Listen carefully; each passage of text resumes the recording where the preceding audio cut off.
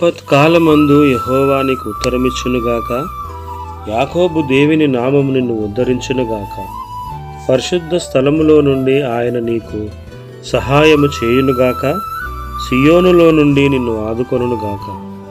ఆయన నీ నైవేద్యములన్నిటినీ జ్ఞాపకము చేసుకొనుగాక. నీ దహన బలులను అంగీకరించునుగాక. నీ కోరికను సిద్ధింపజేసి నీ ఆలోచన యావత్తును సఫలపరచునుగాక. యెహోవా నీ రక్షణను బట్టి మేము జయోత్సాహము చేయుచున్నాము.